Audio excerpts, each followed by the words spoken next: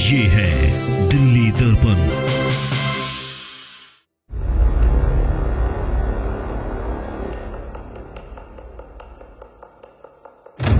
10 लाख रुपए की मशीन 33 लाख में खरीदी गई। 448 मशीनों की खरीद में 148 करोड़ रुपए का भुगतान।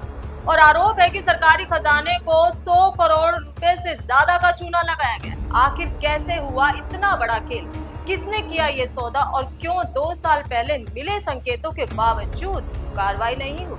जानिए इस पूरी रिपोर्ट। नमस्कार, मैं हूं पूजा नागर और आप देख रहे हैं दिल्ली दर्पण टीवी। दिल्ली सरकार के स्वास्थ्य विभाग दवा और चिकित्सा उपकरणों की खरीद को लेकर एक बड़ा घोटाला सामने आया। नियंत्रक एवं महालेखा परीक्षण यानी CAG की ऑडिट रिपोर्ट में दावा किया गया है कि अस्पतालों की खरीद की गई 448 पोर्टेबल एक्सरे मशीनों में बड़े पैमाने पर अनियमितताएं हुई हैं।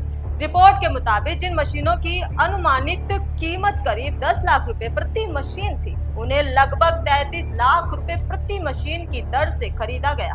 यानी एक मशीन पर करीब 23 लाख रुपए अतिरिक्त खर्च किए गए।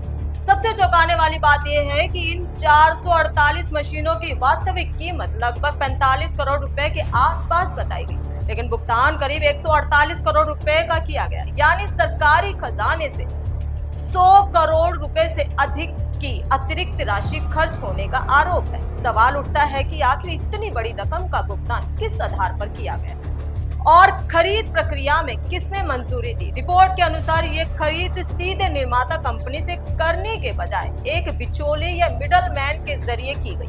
आरोप है कि यदि मशीन सीधे निर्माता से खरीदी जाती तो सरकार का करोड़ों रुपए बच सकते थे। ऐसे में अब ये जांच का विषय है कि बीच में बिचौलिए को शामिल करने की जरूरत क्यों पड़ी और इससे किसको फायदा हुआ। इस मामले में एक और बड़ा खुलासा हुआ है कि खरीद को लेकर अनियमितताओं के संकेत 2 साल पहले ही मिल चुके थे। वर्ष 2024 में अस्पताल प्रशासन स्वास्थ्य विभाग के कुछ अधिकारियों को खरीद और आपूर्ति से जुड़ी शिकायतें मिली थी। रिपोर्ट में कहा गया है कि उस समय रिकॉर्ड मांगे गए, कुछ नमूनों की जांच भी हुई और गुणवत्ता को लेकर सवाल उठे, लेकिन अगर उसी समय गंभीरता से कार्रवाई होती तो शायद आज इतने बड़े घोटाले की नौबत नहीं आती। ऑडिट रिपोर्ट में यह भी कहा गया कि खरीद प्रक्रिया में पारदर्शिता की कमी दिखाई दी। तकनीकी मूल्यांकन, वित्तीय स्वीकृति और सप्लाई से जुड़े कई बिंदुओं पर सवाल खड़े किए गए। यही वजह है कि अब पूरे मामले की जांच तेज हो गई है और संबंधित अधिकारियों की भूमिका भी जांच के दायरे में है। अब सबसे बड़ा सवाल यह है कि क्या इस खरीद प्रक्रिया में नियमों की अनदेखी की गई? क्या सरकारी धन का दुरुपयोग हुआ?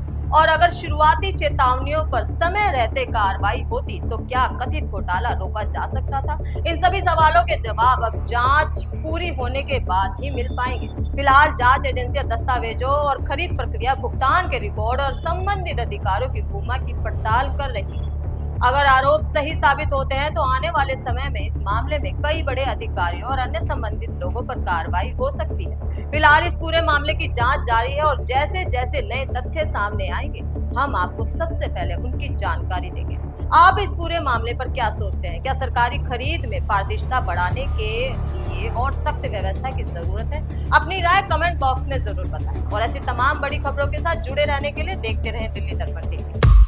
लेटेस्ट खबरों के लिए सब्सक्राइब करें हमारा YouTube चैनल या फिर लॉग ऑन करें www.delhidarpantv.com। खबरों की कवरेज और विज्ञापनों के लिए संपर्क करें।